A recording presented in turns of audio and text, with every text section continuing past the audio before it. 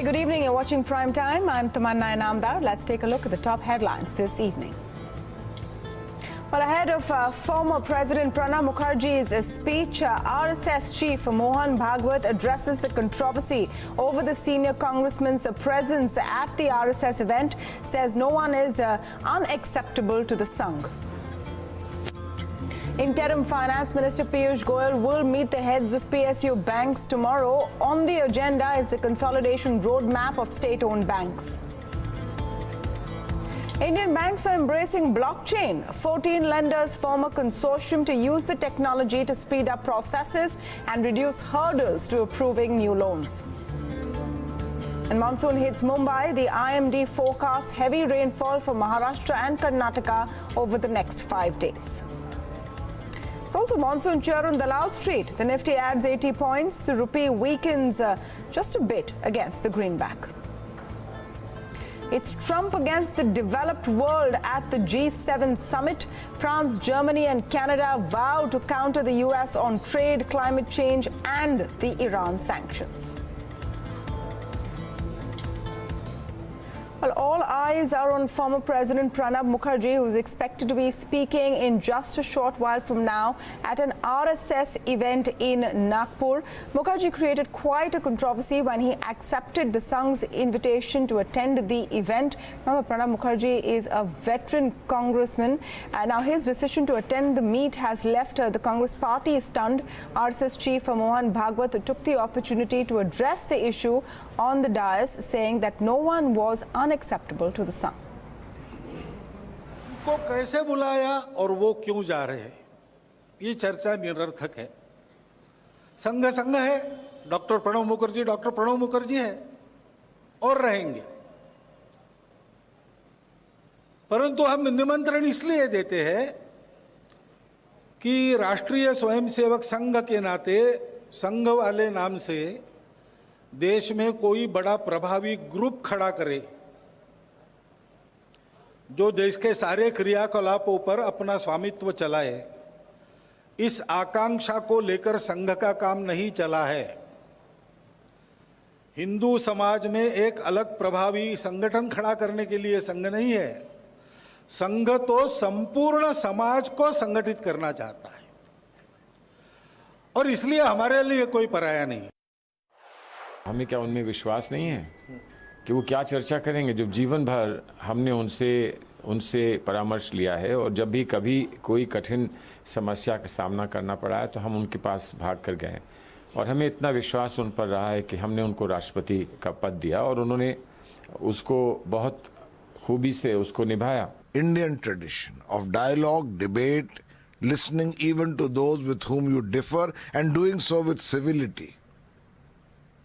In that tradition, Pranab Mukherjee's meeting with the RSS in Nagpur is understandable.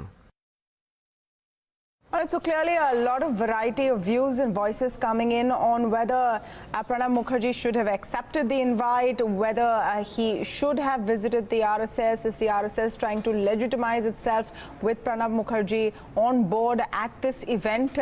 All eyes are now on what Pranab Mukherjee will actually say at the event. That speech is expected to start in a short while from now, and we will be showing you that speech live right here on Bloomberg Quint, so stay tuned. Meanwhile, the other big stories of the day.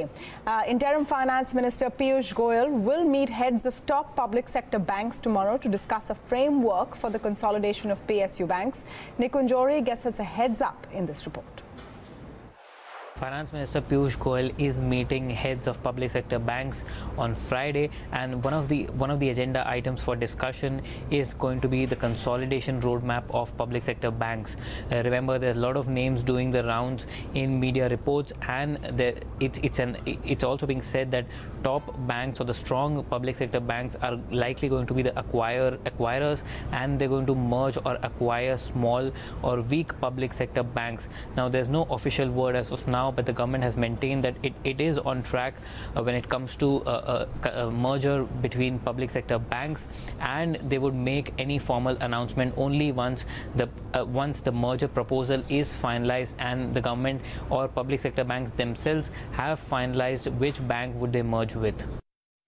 All right, Indian markets posted gains for the second straight day. RIL and ICICI Bank led the rally. Both the Sensex and Nifty gained nearly a percentage in trade today. Agam Vakil sums up the day's action now.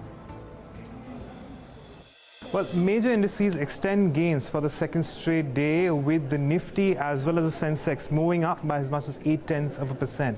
And a lot of strength coming through all around. So let's take a look at some of the sectors which have advanced in today's day of trade. Nifty IT up as much as 1%. A lot of strength coming in from Infosys, and Nifty Metals as well, up as much as 1.5% on the back of Vedanta and Hindalco. But in terms of stocks, two stocks which are standing out in trade. One of them is Tata Steel, up 4%, and Tata Motors up 3.3%. So the Tata Group stocks doing reasonably well in today's day of trade. But banks weren't too far behind either. So we did have a lot of strength in ICICI Bank as well as Axis Bank too. And in the broader markets, we did see a substantial change in the advance decline ratio from yesterday, turning towards the advances. And in there we had Avanti Feed up as much as 12%, and Kaplan Point continuing to gain momentum up as nearly 10% in trade. So a lot of strength coming in, and we're going to have to wait and watch whether or not there will be some profit taking as we move into the next few sessions. Now, India is the prime contender of value inflow over the near 15 years, says ace stock picker Ramdev Agarwal. Speaking to Neeraj Shah, Bloomberg Quint, Agarwal says that India could even grow faster than China if the right steps are taken. So exciting in India that, we will emerge. Whether we'll emerge, some other country will emerge faster than us. But I don't see any large country at this juncture of this magnitude. The pace at which China could do it, we have opportunity to do it faster than China. But we got to really manage it well. And most likely, I would say very high probability that it will happen. Because now the enterprises are not in the hands of government. Enterprises are in the hands of newer businesses, all in private sector. So they will happen. Like Infosys happened, Wipro has happened, not at the mercy of government. Of course, they have provided the conducive environment. And now this government is talking about... All right, let's go across straight to Nagpur, where former President Pranab Mukherjee has begun his speech. Sankhchalak, Sri Ramji Harakare, Vidar Prant, Sankhchalak, distinguished participants, ladies and gentlemen. Today, I am here amidst you to share my understanding with you the concepts of nation, nationalism, and patriotism in the context of India. That is Bharat. These three concepts are so closely intertwined that it is difficult to discuss any one of them in isolation. Let us make a beginning with the dictionary meaning of these three words. Nation is defined as a large group of people sharing the same culture, language, or history, and inhabiting a particular state or area. Nationalism is defined as identification with one's own nation and support for the interests, especially to the exclusion of interests of other states. Patriotism is defined as devotion to and vigorous support for one's own country. Let us examine these three concepts in the context of India. India was an open society, globally connected along the Silk Route and Spice routes. These busy highways of commerce and conquest witnessed a free exchange of culture, faith, invention, as merchants, scholars, conquerors, and sages traversed mountain and desert and sailed the oceans. Buddhism reached Central Asia, China, and Southeast Asia together with Hindu influences. Many ancient travelers came to India and gave their account.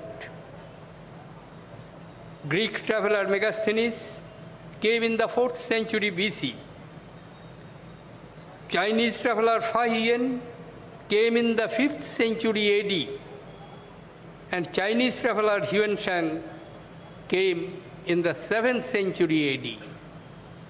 All of them have described India as having the efficient administrative systems with planned settlements and good infrastructure. In education, Takshashila, Nalanda, Vikramshila, Bhalavi, Sompura, and Odanpuri comprised the ancient university system in India that dominated the world for almost 1800 years, beginning with 6th century BC. They were magnets to attract the finest minds and scholars from all over the world. In the liberal environment of these institutions, creativity found full form, art, literature, and scholarship flourished.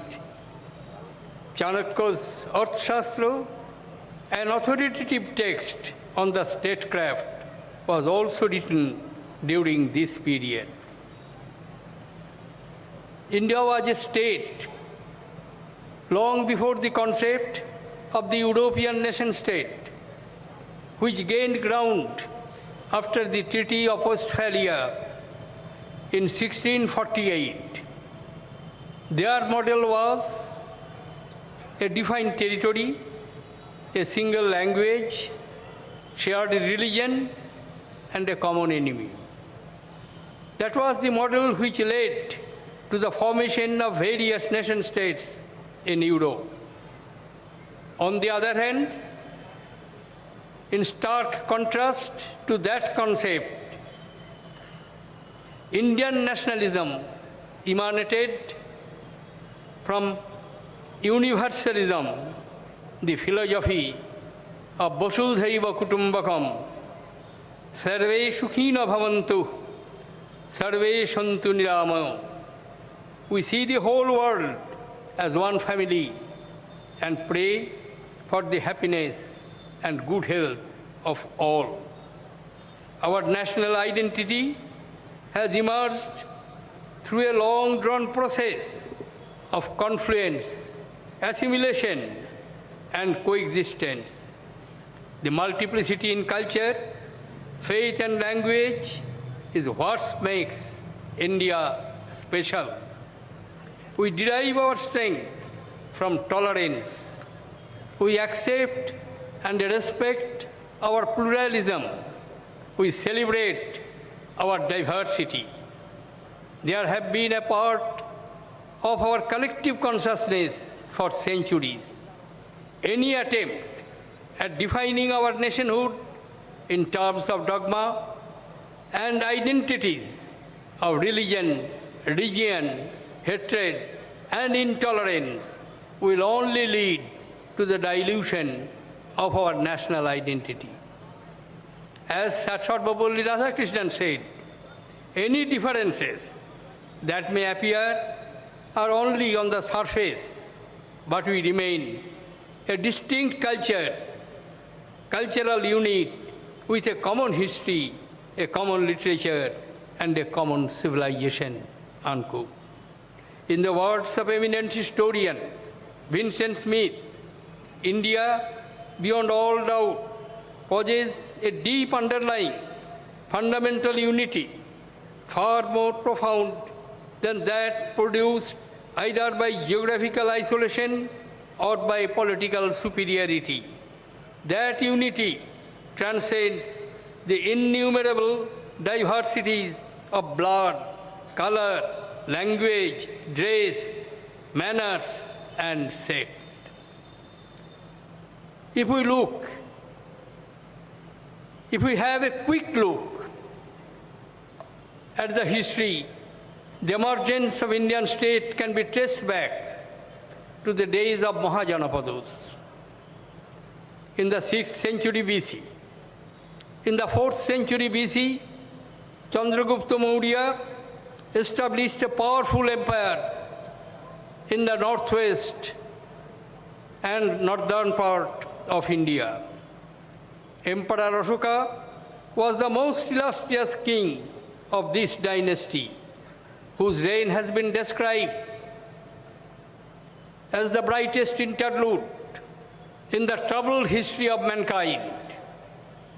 It was he who, at the height of victory, converted the sounds of Bheri-Hosho, war drum, into the sounds of Dhamma-Ghosho, sound of the drum preaching peace, fraternity, and love. After Maurya dynasty, again India was broken into small kingdoms, spreading all over the area. Then came the Gupta dynasty, around 3rd century AD. Many dynasties and Gupta dynasty collapsed in 550 AD. Many dynasties, powerful kingdoms, ruled India in northern and southern part. In the 12th century AD, after losing the battle at Tarain, Delhi was captured by the Muslim invaders.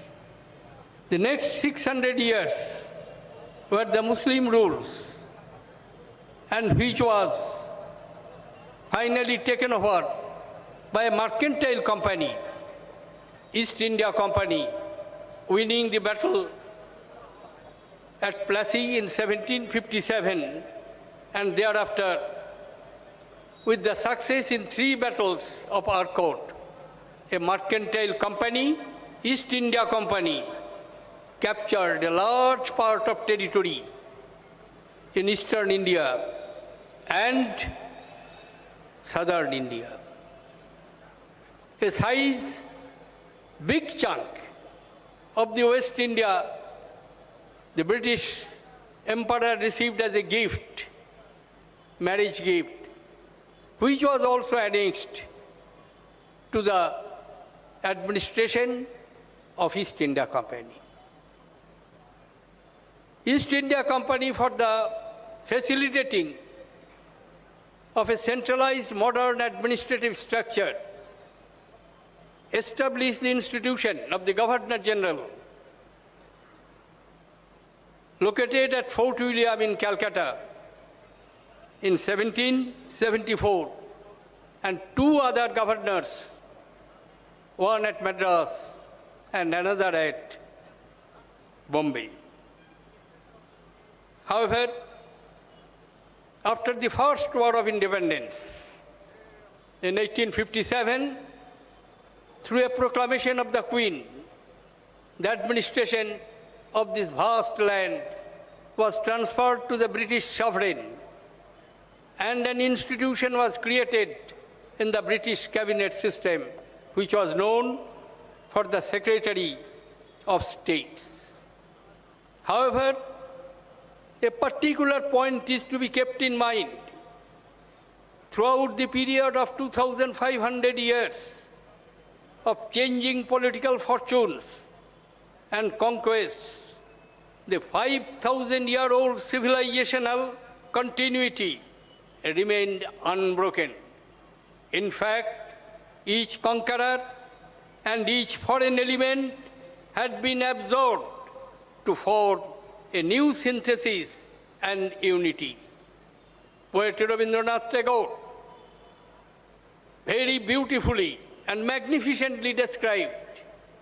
I am quoting 2 lines, and I am saying it in Bengali, and thereafter I will translate in English.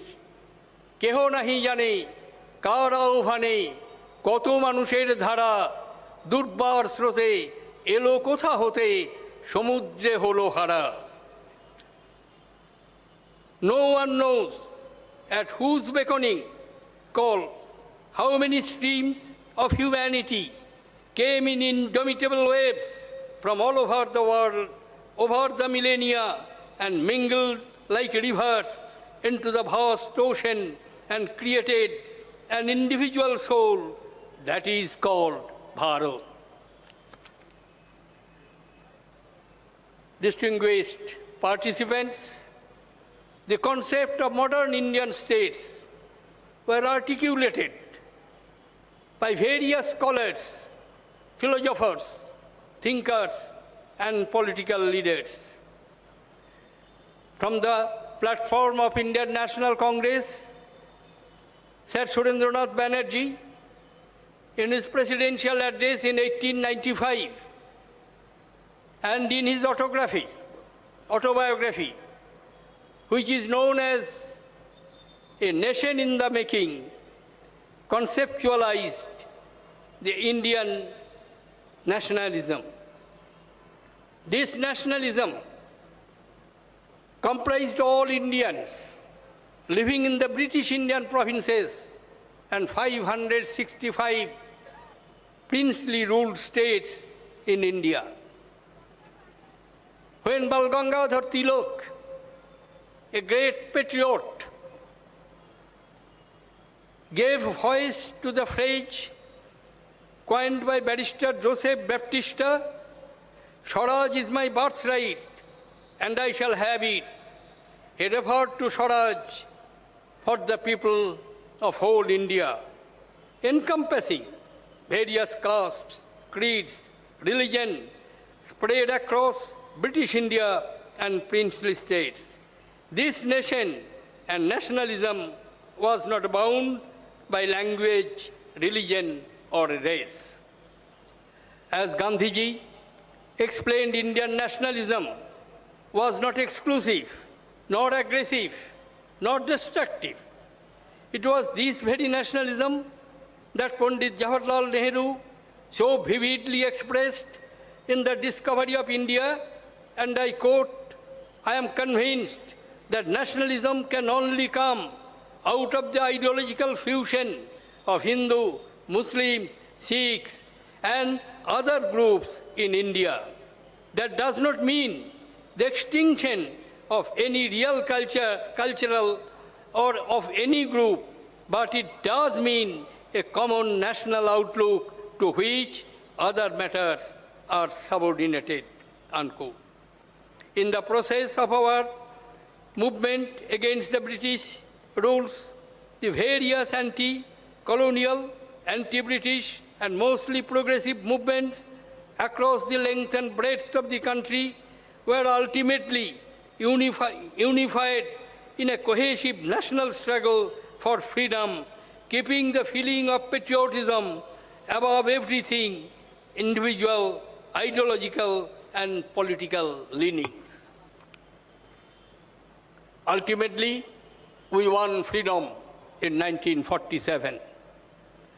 Thanks to Sardar Patel's untiring efforts, the princely states of India merged with the British Indian provinces, leading to the consolidation of India. The complete integration of provincial and princely states took place after the formation of states on the recommendation of the States Reorganization Commission in 1956. On 26 January 1950, the Constitution of India came into operation in a remarkable display of idealism and courage. We, the people of India, gave to ourselves a sovereign democratic republic to secure for all its citizens justice, liberty, and equality. We undertook to promote among all citizens fraternity, the dignity of the individual, and the unity of the nation. These ideals became the lodestar of the modern Indian states. Democracy became our most precious guide towards peace and regeneration from the swamp of poverty which was created by 190 years colonial rule by Britain. For us, democracy is not a gift, but a sacred trust. The Indian Constitution, consisting of 395 articles and 12 schedules, is not an instrument for administration, a legal document, but a Magna Carta of socio-economic transformation of the country. It represents the hopes and aspirations of billions plus people in India. From our Constitution flows our nationalism. The construct of Indian nationalism is constitutional patriotism, which consists of an appreciation of our inherited and shared diversity, a readiness to enact one's citizenship at different levels, an ability to self-correct and learn from others. Distinguished guests,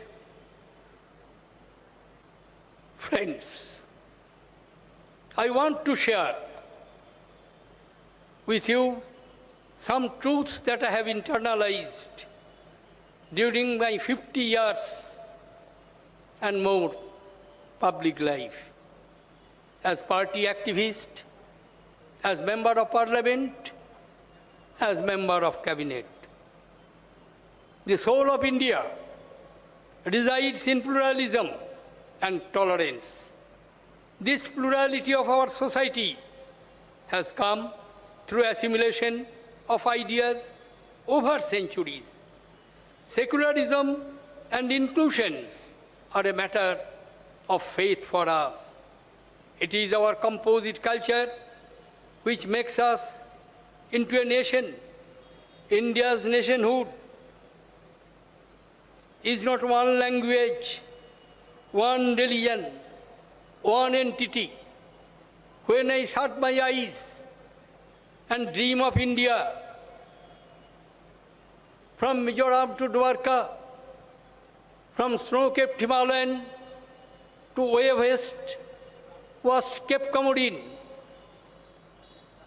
I mesmerize how it is possible 1.3 billion people use more than 122 languages and 1,600 dialects in their everyday life, practice 7 major religions in their everyday life, belong to 3 major ethnic groups, Caucasians, Dravidians, and Mongolites. Yet, under one system, one flag, one constitution, and one identity, which we may call Bharatiya, Indian. But we do not identify any enemy. That is, makes Bharat diverse and united nation. In a democracy, I believe informed and reasoned public engagement on all issues of national importance is essential. A dialogue is necessary not only to balance the competing interests, but also to reconcile them. Divergent strands in public discourse have to be recognized. We may argue, we may agree, we may not agree, but we cannot deny the essential prevalence of multiplicity of opinion. Only through a dialogue can we develop the understanding to solve the complex problems without an unhealthy strife within our polity. Peaceful coexistence, compassion, respect for life, and harmony with nature form the foundation of our civilization. Every time a child or a woman is brutalized, the soul of India is wounded. Manifestations of rage are tearing our social fabrics, Every day we see increased violence around us. At the heart of this violence is a darkness, fear, and mistrust. We must free our public discourse from all forms of violence, physical as well as verbal.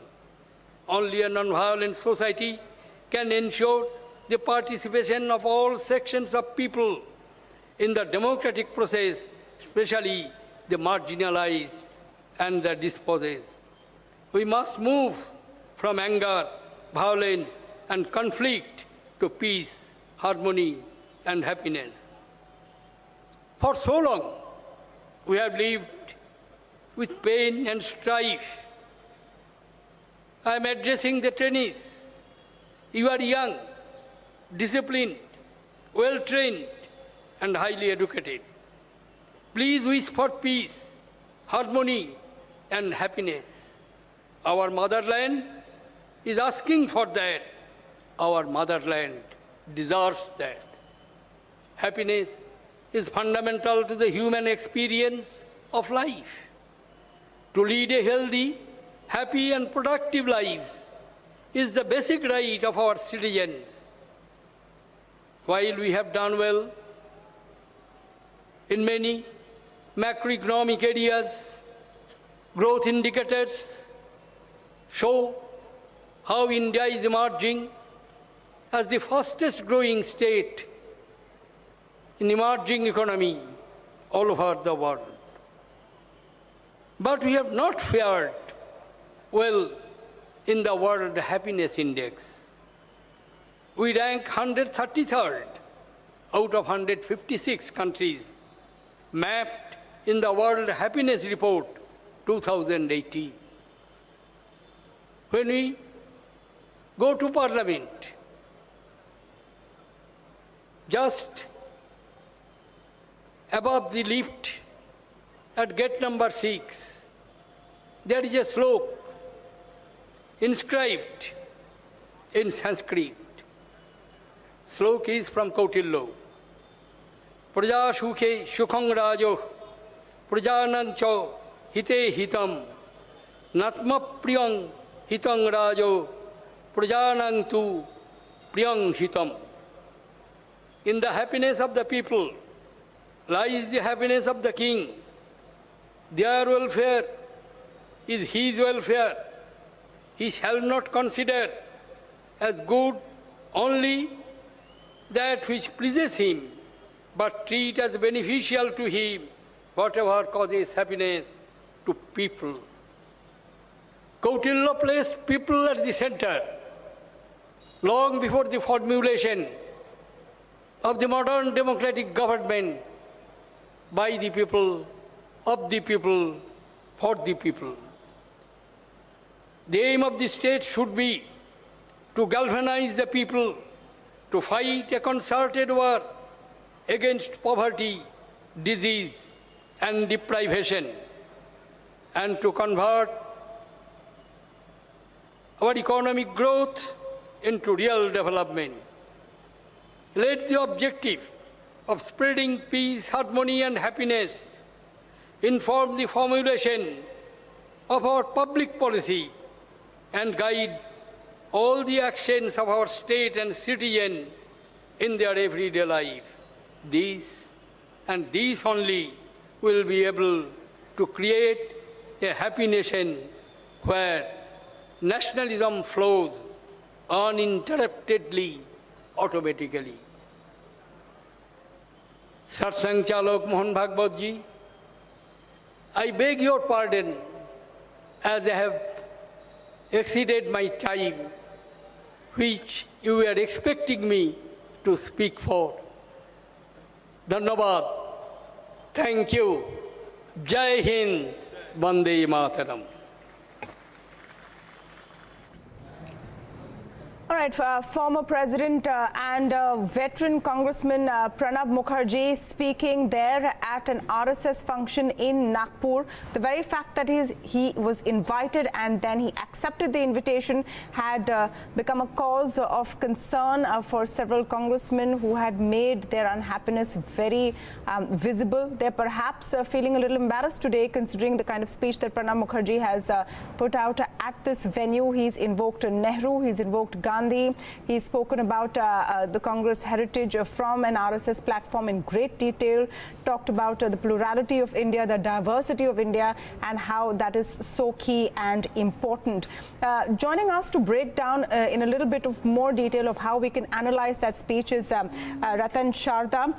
He is an RSS thinker. I think that would be the right way. Author is the right way. Author? I do study RSS. Yes. Okay, well, we're hoping to get the RSS point of view broadly from Ratan Sharda today. I also have Krishna Prasad with me, who is a former editor-in-chief of Outlook. Let me start with you, Ratan Sharda. On the face of it, and you know, both the speeches took place back-to-back. Mohan Bhagwat and then Pranab Mukherjee spoke. He spoke in great detail about the role of the Congress party in the independence of India. He spoke about plurality, diversity, and how tolerance is in our soul. He talked about violence ripping through our public life. Do you think that he sort of gave a very clear message of what he stands for from the RSS platform? I think what he has done is that he has expressed his views about nationalism, about our ancient history and culture and the pride of India in a way that RSS also believes. At the same time, he has also addressed his constituency that what a true congressman can be without invoking animosity.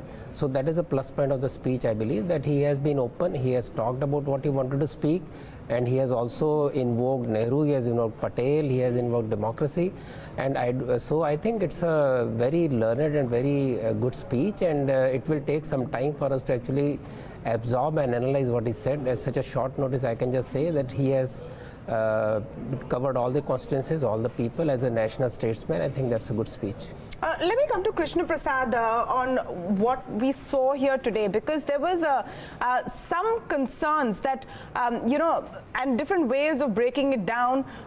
One was that is the RSS trying to find legitimacy by calling Pranab Mukherjee on board? Why is he going to the RSS and legitimizing their platform? Now, after his speech, what do you think is the last message that he has left with that entire interaction? Well, I think there were more than one or two aspects to today's event. I think one was clearly about the optics, the spectacle, that is on the one side. On the other side are the words, the sentences, and the paragraphs that Pranab Mukherjee has put out. I think on the second part, on the content of it, on the substance of it, I think, you know, he has stayed very safe. He has stayed within the tram lines of a good congressman. He's made some exceedingly safe points, to put it very simply. He's also skirted around the bush by not directly dealing with any of the specific issues when he talks about hatred or intolerance or exclusivism or whatever. You know, all of those things he skirted around. He's not really tackled them head on. But I think the lasting and more impactful nature of today's event will be the optics of it. The sight of a former president of India in the den of the RSS, to put it simply, to be moving around with the RSS chief, to be actually called after the RSS Sanjalak. I think all of those things, to see the former president of the country, the former commander-in-chief of the armed forces, to put it more specifically, to see him preside over, in many ways, a long-running, 1.5-hour show of, really mediocre march pasts and so on and so forth, and quite strange stuff, really. I think those optics will stay longer. I think on the other part, on the substance, on what he would say or not say, I think congressmen, the fear of many left liberals, secular people, etc., people who have believed in the constitution of which he was the custodian, I think that lies somewhat safe. for sure. But I think on the optics part of it, I think Pranab Mukherjee's impact will be felt very much, as his own daughter said in a tweet yesterday. So I think there are two different things, and I think those two are not the same thing at this point of time. Let me get Ratan Sharda in on it, and that's interesting because that's the point Sharmishta Mukherjee made, that the courts will be forgotten, but the optics is something that will persist.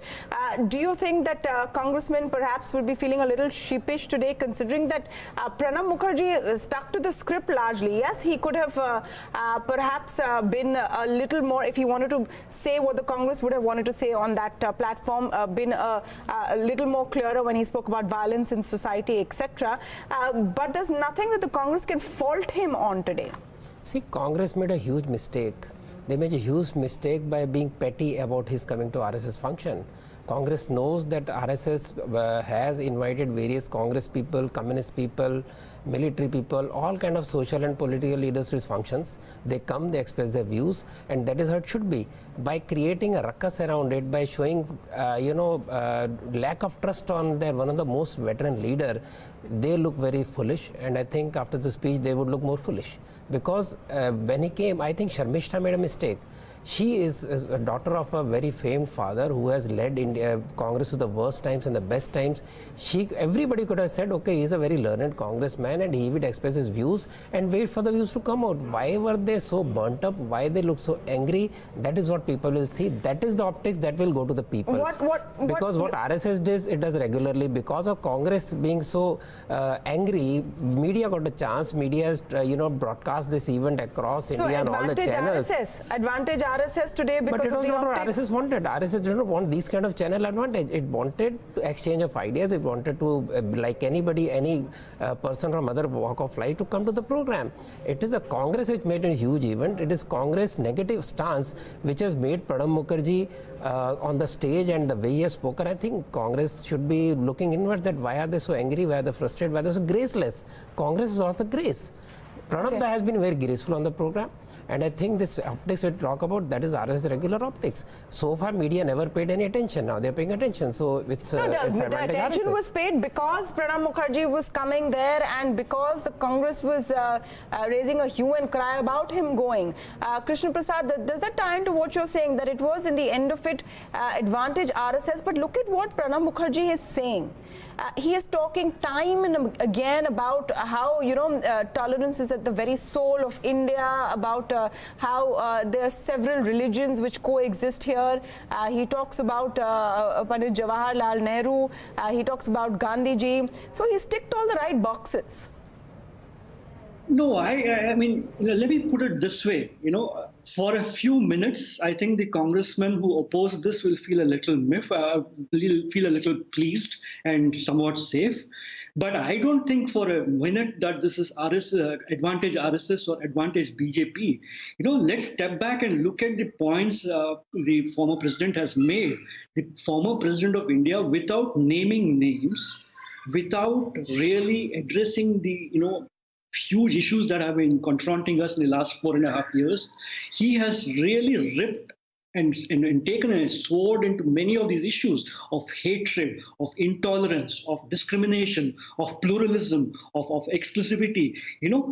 These are the issues on which the RSS and the BJP should be feeling very, very, very, troubled about. Let's not confuse this story about the Congress. The Congress made its points about Pranab Mukherjee because he's a former congressman. So that is on the one side. Forget that. Congress is not in power. The BJP is in power. The RSS is behind the BJP in this government. And what Pranab Mukherjee says here is extremely damaging to the BJP and the RSS. Let's make no mistake about it. The RSS and BJP have spent decades demonizing Jawaharlal Nehru. They have heard a lecture from him, from Pranab Mukherjee today on Jawaharlal Nehru. They have heard a lecture on the Constitution of India, which they do not believe in. So they have many things to feel troubled about, but to also be graceful. I think it's to the credit of the RSS that they invited Pranab Mukherjee and allowed him the freedom to say what he wanted to say. But I would not for a minute think that this is just disadvantage Congress and advantage RSS or advantage. No, fair enough. We should look a little more deeper. But just on that point, I just want to deny the fact that RSS does not believe in Constitution. Right from 48 onwards, they have given declared that they believe in the constitution even when constitution is not made. They believe in in the tricolor. So this kind of charade that is being spread around and the falsehood, that should be totally negated. Coming to the atmosphere today, who showed was intolerant? Congress showed it was intolerant. Who is showing anger? It is the left and the so-called liberal class which is showing the anger, which is showing intolerance by not being continuously harassing, demeaning India outside India, and demeaning the society outside India, supporting the terrorist people, supporting the divisive forces. This is what the opposition today is doing. So it is a cap which can fit anybody. It is up to you how you look at it. I think it's important to just contrast what the two speeches said. Yes. And also that is sort of the way to look at how ideas were exchanged. When Mohan Bhagwat spoke at one point, he talked about how Hindu society has the prime responsibility for India. Pranab Mukherjee made it painfully clear, and again he made it a point to say that this is a pluralistic society with 7 major religions, over 1,600 dialects, 22 languages, and it cannot be put into one broad brush stroke. So two very different messages. There is a basic perception difference. There is a basic understanding difference, because when RSS says Hindu, it means cultural and social and geographical Hindu. It does not mean faith and religious faith we are talking about. Even a Jain and a Sikh we consider Hindu. Even a Muslim who believes in this motherland is a Hindu. So this concept of Hinduness, concept of Hindu Rashtra is a cultural geographical concept. When you talk of religion, those are different. And RSS does not at all be intolerant to any kind of faith, anybody doing whatever worship it wants to make. RSS has opened its camps for their namaz. It has allowed Swayamsevaks or Muslim Swayamsevaks to have roza done in the camp. So they are totally open to everybody following the faith. They have arranged, Jamaat-e-Islami came to RSS office, they were given time to do namaz. So there is no disrespect to any religion. It is a cultural concept on which people will slowly understand what RSS is saying. And those who are understanding, that is the reason RSS is growing continuously in spite of all the negativity around it created by these people, where RSS never responded to those kind of issues. Its work is what people accepted, not the propaganda. Clearly you're echoing the point of view that Mohan Bhagwat put across. Yes. What I was trying to distinguish between Krishna Prasad was how different those two speeches were, and in a sense did Pranab Mukherjee not successfully put his worldview across on their platform, and that is really an exchange of thoughts, isn't it? Yes. Are you asking me? Yes, Mr. Prasad. If you look at it from a purely MBA, B school kind of perspective, this is a first-class brand building exercise. There's no question about that. The RSS, for whatever the RSS spokesman here says, the truth is that the RSS has shown very little interest in the constitution of this country, very little interest in the flag of this country. There is historical proof of it. We don't need to deny this. We don't need to run around it. We need to be man enough to, just admit it. Let's also not run away from the fact that the RSS is the only organization which has been banned 3 times since 1947. So the RSS has many things to answer for. So therefore, for an organization like that to get the former president of the country to come and speak is a huge publicity coup. There's no question about that. But I think, Pranab Mukherjee's speech, is safe. But it says very little, but it's safe. It's a very good high school essay. Let me get your take, Krishna Prasad, on why you think he went. What was the bigger political purpose of this? Because it's very unlikely that it is as casual as it is being made out to be, that they invite a prominent citizen every year. This year it was former President Pranab Mukherjee. He's in public life, so he accepted. What in your view, is the story when you read it between the lines? The RSS has been giving you a list of many people who have attended an event. It's up to them, and it serves their purpose. But I think Pranab Mukherjee would have considered one clear question. Has any former president attended an event like this? I think the answer to that is no. Just look at a former president like Abdul Kalam. How did he spend his post-retirement years? He went around the country energizing young people to take up a certain kind of outlook about this country. So you compare that with this, and it becomes a little clear that there's more to this optics than just what it seems. We don't know Pranab Mukherjee's mind. Clearly, Pranab Mukherjee's own daughter does not know his mind. So we don't know why the hell he went there. But let's admit it that it's a free country. He's a free citizen. He's a former president. He can make his own decisions, and he went there for whatever reason to articulate his point of view. That has not been acceptable to any of his parties. No, but see, but the fact is, you have to look at this. Just one last point. You have to just look at this in the context of the current state of the country's politics. I think we must look at it speaking about it in a roundabout way. That's one possibility. The other possibility is Mohan Bhagwat's name was mentioned as a potential president even at the end of Pranab Mukherjee's term. Is it possible that Mohan Bhagwat is making a pitch? That's one thing. I've heard many other people talk about whether Pranab Mukherjee is himself, Mohan Bhagwat is looking for a presidential post. The other point I've heard many people speak is whether Pranab Mukherjee himself is now positioning himself for the Bharat Ratna. So we don't know any of these things. But I think the safe thing to say is that we do not know.